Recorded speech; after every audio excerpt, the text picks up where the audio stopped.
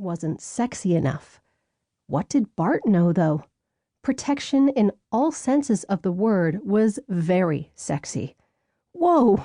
Her attacker took several steps backward and held up his hands. What are you doing? Defending myself. You grabbed me from behind. His brows gathered. He could be a model. He didn't need to attack innocent women if he was struggling financially. This guy was far better looking than some of the models in the popular magazine that she worked for. I didn't grab you from behind. I tapped your shoulder. Are you Caitlin's friend? Josie swallowed hard. Are you Mitch's friend? He gave a small nod before glancing back down at the pepper spray still primed at his face. Don't you know you're not supposed to touch strangers without a proper greeting? She asked, shoving her can into her luggage.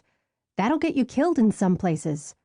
And evidently blinded here, he muttered, rolling out his shoulders. No good deed goes unpunished. Josie cringed. I'm sorry, I was expecting you to be holding a sign and standing over there. She gestured toward the small group of people along the wall. The man followed her gaze. Okay. Any other expectations I should know about? He asked, looking back at her. Because I happen to like my eyes. I prefer to keep them. She kind of liked his eyes, too. And his face. His skin was a perfect bronze color, which, coupled with his high cheekbones, made her suspect that he had American Indian heritage. No. Well, yes. I guess we should make proper introductions since we'll be spending the next 45 minutes in your vehicle together. She held out her hand. I'm Josie Kellum, a.k.a. Caitlin's friend. He took her hand, and a shockwave of warm tingles slid up her fingers and down her spine. Tuck Locklear, Mitch's friend.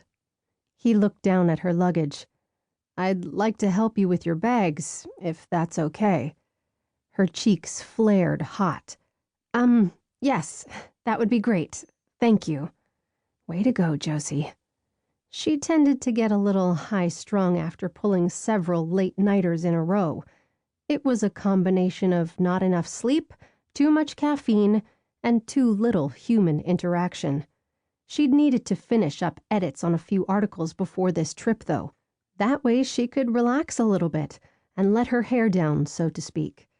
There was also her overactive imagination, a hazard of being a writer, that had made her leap from an uninvited touch to the assumption that she was being mugged.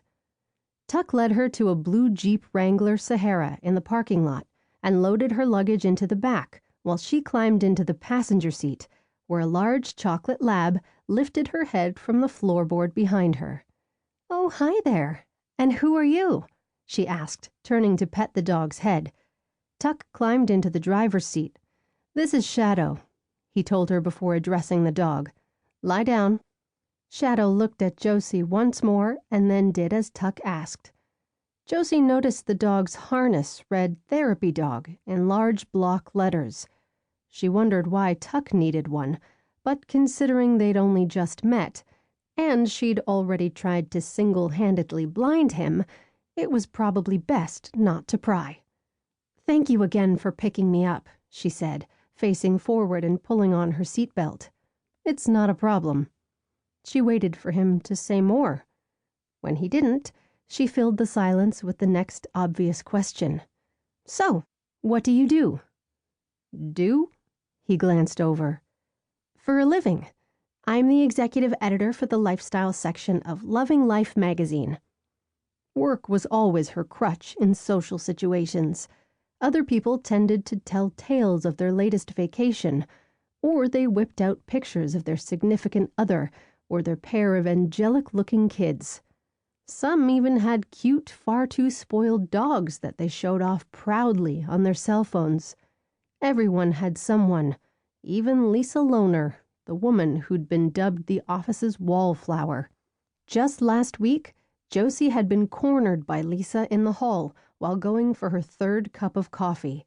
Lisa had been bubbling with excitement to show off her new engagement ring.